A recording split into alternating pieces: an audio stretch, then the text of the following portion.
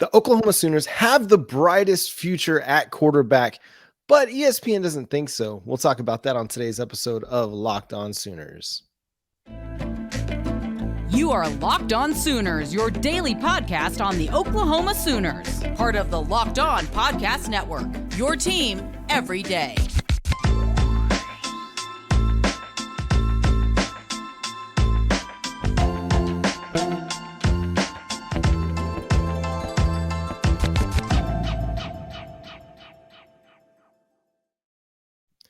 What's up, Sooner Nation? Welcome to Locked On Sooners, and thank you for making Locked On Sooners your first listen every single day. We're free and available on all podcast platforms and on YouTube. Hit that subscribe button, hit that notification bell to let you know when new episodes drop. My name is John Williams. You can follow me on Twitter at John9Williams. My buddy here is Josh Helmer. You can follow him on Twitter at JoshOnRef. You can also hear him Monday through Friday from 9 to noon on 94.7 The Ref in Norman.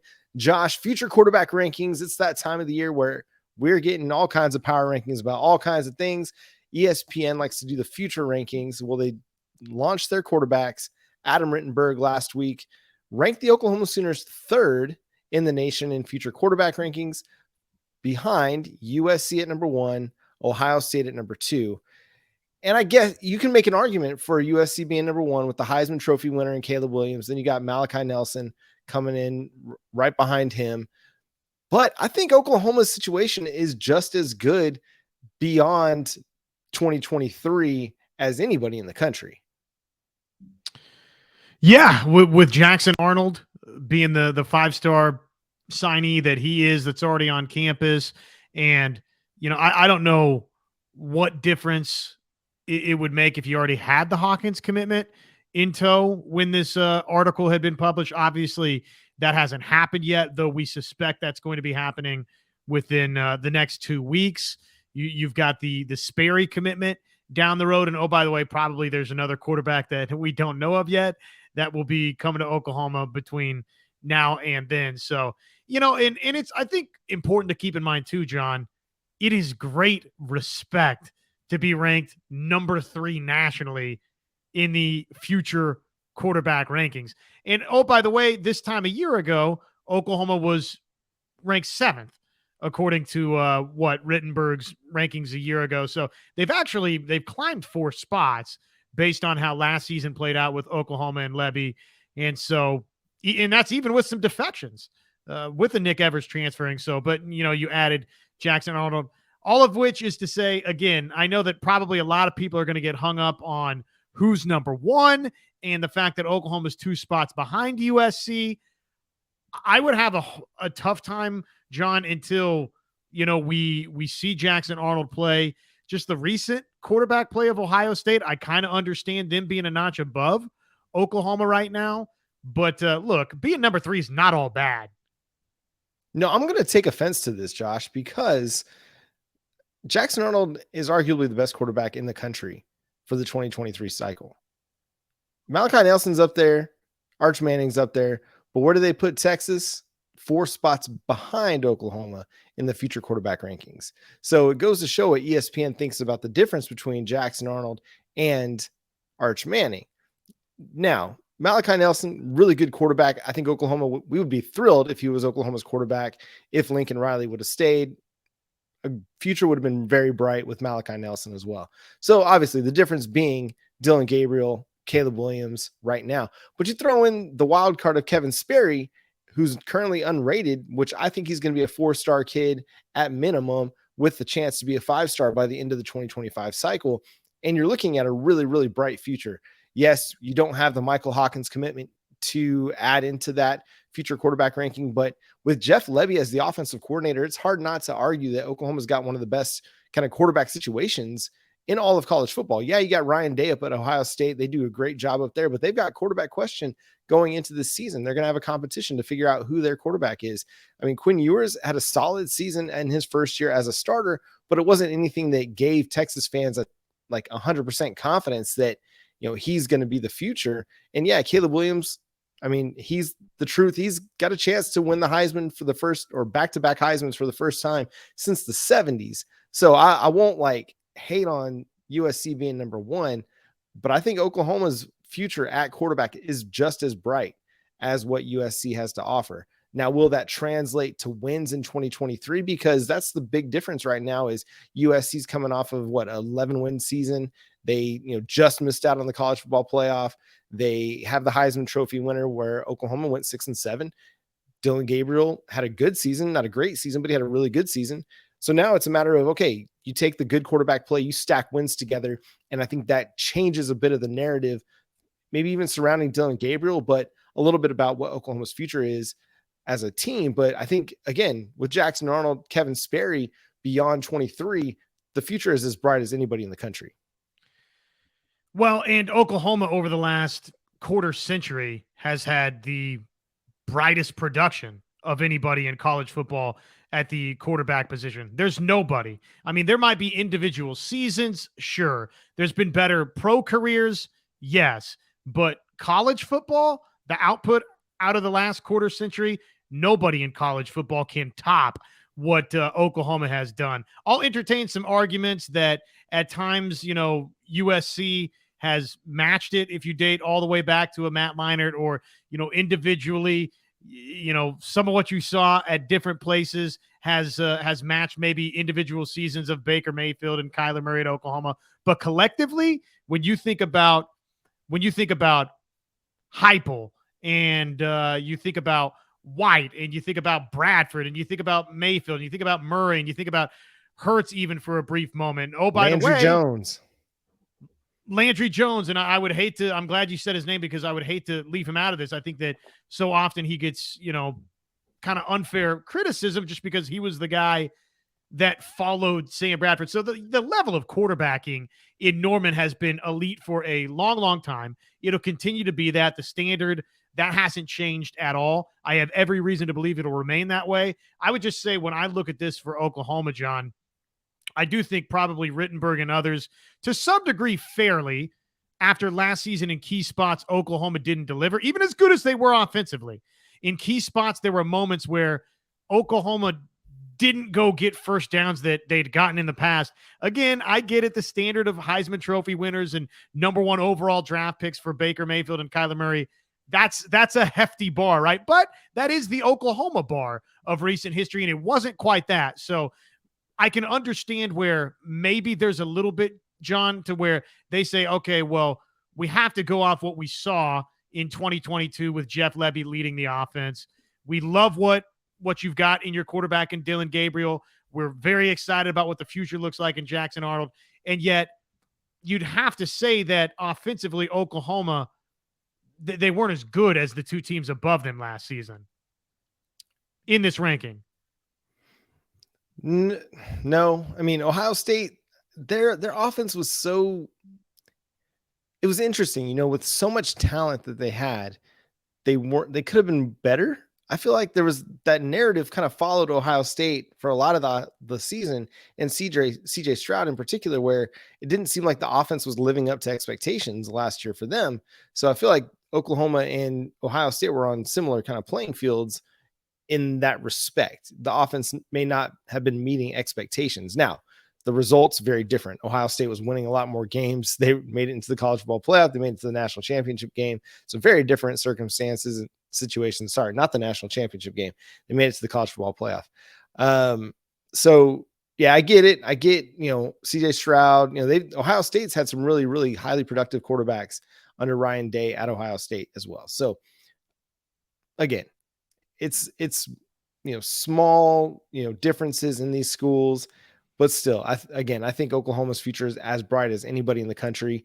And if you land a Michael Hawkins, I mean, that quarterback room for 2023, 2024, 2025 is going to be absolutely ridiculous in Norman. And the amount of talent that you're going to be able to pass the quarterback baton onto, it's like the U.S. Olympic 4x100 meter team anchored by Carl Lewis. Like, that's how good the quarterback situation is going to be, going from Dillon Gabriel to Jackson Arnold to hopefully Michael Hawkins to Kevin Sperry. And then who knows what comes on beyond that. But just that 4 QB run right there is just absolutely ridiculous. I don't think it's anything that we've ever seen, the amount of talent that could potentially be in this room over the next 4 years. Even when you had, Baker and Kyler, and I mean, you might have those two, but did you have 3 guys that were highly capable quarterbacks of playing really high level Power 5 football at the same time. I mean, to me, that kind of reminds me a bit of the Alabama situation where they had Hurts and Tagovailoa and Mac Jones in the room all at the same time. So yeah, interesting. Or was it Tagovailoa, Jones, and Bryce Young all at the same time? I can't remember the timelines. I got my multiversal timeline all messed up right now. Didn't sleep enough last night in anticipation of my daughter's birthday. So all that to say, Oklahoma's future is bright. It's going to be exciting to see. We got preview from Athlon Sports that we're going to riff off. There's a few questions they're asking that we'll give our answers to. Go ahead, Josh. One last thing on quarterback futures.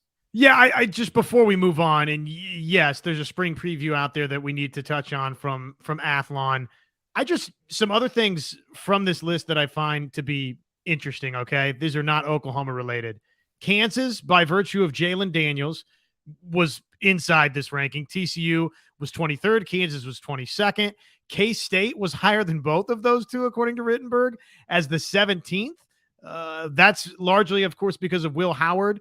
And then two other notes that I found that were pretty interesting. I probably almost just based on Drake May would think UNC would be higher, but they weren't. They were 19th. Clemson all the way back at 20, I think is a very, very interesting development. So they've got some questions to be answered there. And then, Florida State and Tennessee at 9 and 8. Those are a couple of programs that maybe we need to be on the lookout for, especially Tennessee with what Hendon Hooker and Josh Heupel did last season. Those could be programs that are on the rise on this list.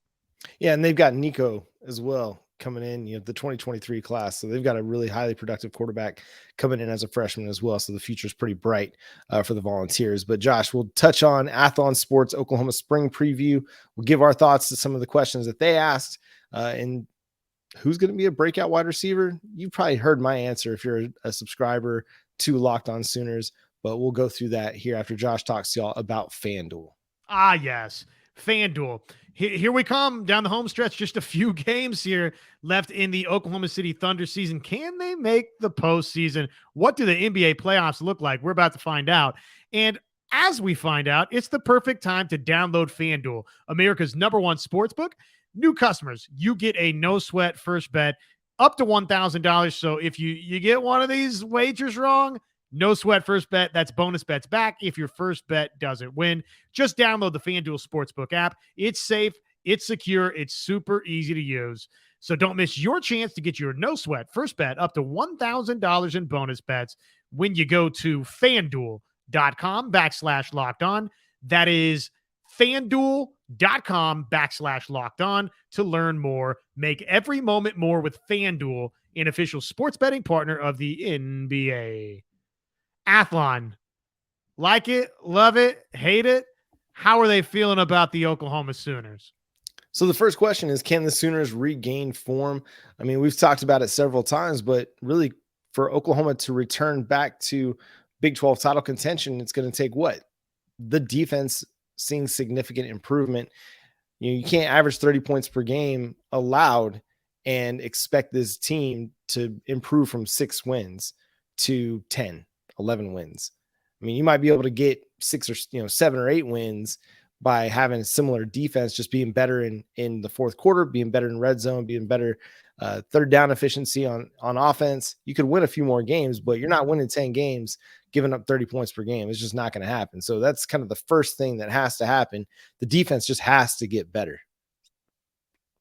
Really simple, Josh. Secondly, they believe Dillon Gabriel is going to have a big season in his return. Where do you land on that? Stock up, stock down, given all the offensive departures to the NFL draft? Well, I mean, I think he had a pretty good season a year ago, passing for over 3,100 yards, 25 touchdowns, just the 6 picks. So he was, really good at taking care of the football. And, I'm not ready to say that he's just light years going to surpass that this season, because again, you get to question 3 and it is, okay, hey, are you going to find the go-to receiver? Who is that go-to receiver going to be? And I would even go beyond just that. I mean, it's just what does the totality of the weapons look like for Oklahoma? I would imagine that OU's got enough skill talent on the roster, John, to make this thing work. They've of course, dating back to last offseason, supplemented it out of the transfer portal with a couple of guys that we're still waiting to see take those next steps in LV Bunkley Shelton and JJ Hester. But I would imagine that one of those two, in addition to the transfer portal addition that you picked up in Andrell Anthony, and then the signees from a year ago added on to the signees of this season, you have some options. We just haven't seen any of these guys really be productive yet. We've seen some from Jalil Farouk. Obviously, Drake Stoops, we've seen a good bit of production from. But if I knew what those numbers looked like for the, let's say, number 3 and number 4 wide receivers for Oklahoma, then I'd have a much better idea or, comfort level telling you, yes, Dillon Gabriel will have a similar season or better season than he did in 2022. I think he will, John, but I don't really have anything definitive to stand on to feel that way other than, hey, he's got a comfort in what Jeff Lebby and Oklahoma want to do. And I think he's a really good quarterback. And I trust that Oklahoma is going to find skill guys to go make plays. But again, it would feel much better if we knew more about what this skill operation looked like for OU. So the way I kind of look at it is they might be less explosive. Like they might not hit as many big plays like they did a year ago with Marvin Mims, but I do think they're going to be more efficient in that. I think like a guy like Jalil Farouk, yeah, he can win down the field, but where does he win best? Like he's, 0 to 15 yards down the field. That's where his game really thrives because he's a bigger, stronger, guy, and he does a lot after the catch. And so you want to get him the ball quickly into open space, let him win, let him beat a guy with his physicality and make plays after the catch. And I think that's where they could potentially be a little bit more efficient in the offense, is having a guy that like Jalil Farouk, who's your number 1 wide receiver now, get a majority of those targets. Like, as opposed to, expecting Marvin Mims to, be the guy, doing every single thing. Now you have Jalil Farouk, who I think, this is no slight against Marvin Mims, I just think Farouk's skill set puts him in a better position to have a bigger impact because he does a lot of the things that Jeff Lebby wants a wide receiver to be able to do in an offense. Run a varied route tree, do stuff behind the line of scrimmage, whether it's catching screen passes, catching the jet or doing the jet sweep, the reverse. When we saw him take some wildcat, handoffs as well during the Texas game. So he's just a guy that I think is going to do a lot in this offense. He's going to get a lot of touches. I think they'll give him a lot of work because he was productive in the work they gave him this past season. Had a few drops at times, but yeah, that's just one of those things that happens to everybody. Happened to Marvin Mims, who's going to be a second round draft pick in the 2023 NFL draft. So I feel okay about it. I mean, every season in college football, you're always going to have turnover that leaves you questioning, what are you going to get? We had this question about the running back room last year. We weren't sure what Oklahoma was going to get out of Eric Gray and Marcus Major and the freshmen. Well, Eric Gray had a breakout year, a career year that's going to have him drafted in the top, 3 or 4 rounds in the NFL draft. So I think the same could be true for the wide receiver room in that, okay, maybe we have questions about it now where we have a lot of doubt, but I think there's enough talent there with Emmett Jones leading the way in the room and the number of guys that they've kind of brought into the situation. Like they've thrown numbers at the problem and they're going to let that kind of marinate and see kind of who rises out of that group to take on a significant role for them. The last couple of things that Athlon touched on here, Josh, the transfer to watch. They mentioned Deshaun McCullough. I think Deshaun McCullough, that's the dude that everybody's got their eye on, right? He was highly regarded going to Indiana, coming in the transfer portal, the number 1 edge prospect in the transfer portal, and now is going to play cheater for the Sooners. Long, lanky dude that can do a lot of different things for you. Everybody's going to have their eye on him, right? Oh, I don't think there's any doubt. Yeah, it's he's the name that if that clicks defensively for Oklahoma, and that could be in a number of different roles. I mean, obviously, it sounds like Cheetah's a very realistic possibility for McCullough, but he's going to be on the field, I think, in some way, shape, or form in a starting role, whether that's Cheetah or one of the, typical linebacker spots, John, or if you just line him up and he gets some edge rusher snaps. I think that he's too talented to not be on the field for Oklahoma. And if he's really, really good, then probably this defense overnight can make some serious leaps. If he's as good as I don't even know if it's as good as advertised, John, or as good as just, I think people, myself, yourself, a lot of people don't want to speak for you here, but a lot of people that feel he's going to be coming into Oklahoma. Yeah, I think he's going to be good, but I think in addition to him, the talent that they added defensively, I spoke about it with Parker Thune on 94.7 The Ref yesterday, where it's just the totality of guys that they brought in on defense. McCullough, Ronald Bothroyd, Reggie Pearson, Jacob Lacey, Davin Sears, Trace Ford. I'm sure I'm forgetting somebody else in there, but the amount of dudes that they brought in to add competition at edge, the defensive line, at safety, they attacked weaknesses. They attacked areas where they've got a lot of concern and added talent to it. They added competition. That competition is going to help make everybody better. Reggie Grimes spoke of that today. I mean, he's part of one of the position groups that they brought in, several guys that could have an impact at edge. And so seeing that competition kind of come to fruition is going to be good for everybody and good for the Oklahoma Sooners, and to see who's going to rise out of that competition. I do think it's going to be, Deshaun McCullough is going to start at Cheetah. Rondo Bothroyd will be one of your defensive linemen, probably a defensive end in 3 and 4 man fronts and base packages, push inside to defensive tackle in pass rushing situations. But a lot of talent was added defensively. And so I think that gives Oklahoma a really strong outlook, going into the 2023 season. They're final in the Big 12, and it gives them a chance to go out on a high note in the Big 12 this year. Yeah, and obviously, I've told you how many times I think that I shouldn't say obviously, because maybe it's not obvious to everybody out there, but it's obvious to me. Maybe it's not obvious to you. I do think it's important for Oklahoma to end its stay in the Big 12, where largely its stay was in the Big 12, and that's atop the Big 12 conference. To leave this thing and to make 2022 a one-off bad year. I don't know what happened that season. It was the first time since 98 that it happened to Oklahoma that they had a losing season, or even one game above 500 season had they, won the bowl game. Obviously it didn't play out that way for OU, but in this thing where by and large you've reigned in the Big 12, which is as the Big 12 champion. And I think about the conversation we had off the top, which is future quarterback rankings, and Oklahoma, no doubt, has been the preeminent force of that in the Big 12 conference and arguably in all of college football. So reestablish your perch on the way out of this thing, I think is, I think it's really important, man, going into the SEC to have some momentum behind you. I think so too. It's going to be a tough year when they do get there in 2024. Nobody's going to wait for Oklahoma to have a transition year. It's, you get in, you sink or swim. So going out on a high note, creating some positive momentum, positive pub before, for that 2024 recruiting class, before you get there, it's all gravy, baby. Now let's talk a little bit of NFL draft stuff, because Oklahoma's hosting a pro day. Who do you think, Josh, needs to have a big time pro day to get a chance at the NFL? We know Anton Harrison's going to be a fringe first round pick. Marvin Mims could go in the second.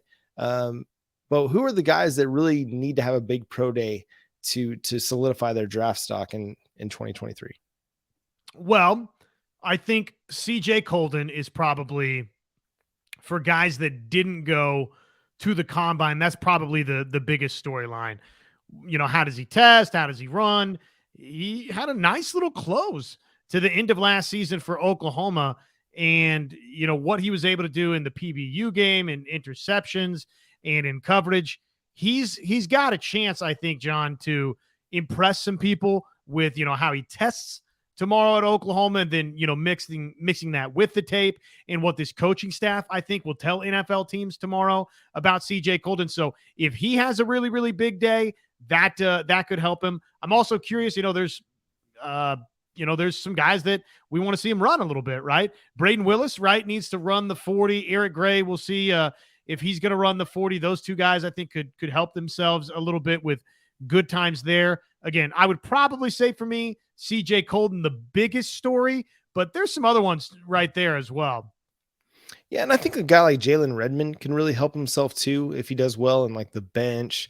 If he continues to show off that explosiveness that he showed at the NFL Combine, he builds on that. I think it could help push him from being what's right now projected like 4th, 5th, 6th round guy to maybe getting a little bit higher. Really injuries have been his issue. He's got production. He's got the skill set. He's got that, the traits that NFL teams covet from interior defensive linemen. Now it's just a matter of, okay, can he stay healthy? And I think that's going to be one of the things that people look at. You talked about Braden Willis. I mean, who was it? Jordan Reed did a 7-round mock draft over for ESPN today or yesterday. And Braden Willis was nowhere to be found. I scrolled that thing 2 times to make sure I didn't miss him. And I was shocked, man. I really was, because the number one thing that these, yes, they're looking for receivers. They're looking for guys that can impact the passing game, a Mark Andrews type. But there are very few of those dudes that are available in the draft. And generally they're going to go in the 1st or 2nd round if you got them. But they also want dudes that can come in and be impact blockers from day one.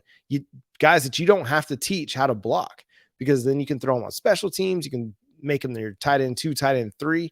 And Braden Willis, to me, he's like an automatic tight end 3 for somebody at minimum. I think he could be a tight end 2 for a lot of teams in the NFL, pushing for a starting job at some point in a couple years with a little bit of development just on the finer points of being a receiver. So I was a little bit surprised to see that maybe, this guy Jordan Reed wasn't as high on him as maybe I am, or other draft analysts I see from, across the Twitter sphere. Like, people are pretty high on Braden Willis because of what he can do in the blocking game. And so I think a good session as a passer or a pass receiver for him at Pro Day could probably answer a few questions for NFL scouts and GMs if he does have a strong one. If he shows off good explosion in, in the 3 cone or in the short shuttle, or if he does really well in the L drill, things like that, shows off agility, I think it could help push him into a draftable, grade for a lot of teams. Yeah. And this is obviously just one site's opinion, but NFL Draft Buzz has Braden Willis listed as its 19th tight end on the board, which, I mean, honestly tells me that there must be some really good tight ends out there, the way people are feeling about this draft. So, I mean, maybe that's working against him a little bit, but I hear what you're saying. I think that because he's able to do both, catch the football, run after the catch, obviously able to get in and block as well. I would think that even if he's undrafted, John, and I think he's got a chance to help himself get drafted with a nice performance tomorrow. Don't get me twisted, but even if he winds up as an undrafted guy, I think he's got a chance to impress some people through that undrafted free agency process, get into a camp, and then latch on and earn a job that way. And sometimes that's the path, unfortunately, you have to take. Hopefully that's not the case for him, but even if that winds up being the case, I don't think his story's done if he doesn't get drafted. No, not at all. He's going to land on a team for training camp at some point, and he'll earn himself a roster spot. He'll be an active member of a roster somewhere down the road somewhere. Dallas Cowboys, make it happen. Please get my guy Braden Willis on your team. You need another tight end with Dalton Schultz heading off to Houston in free agency. So make it happen, Captain Jerry Jones. And that's going to do it for today's episode of Locked On Sooners. Thanks so much for tuning in and being a part of the show. Make sure you're subscribed to the show wherever you get your podcasts. Again, we're free and available on all platforms and over on YouTube. Hit that subscribe button and that notification bell to let you know when new episodes drop. But until next time, he's Josh Helmer. You can follow him on Twitter at JoshOnRef. I'm John Williams. You can follow me on Twitter at John9Williams. And the show is on Twitter at Locked On Sooners and on Facebook, Locked On Sooners Podcast. But until next time, Boomer Sooner.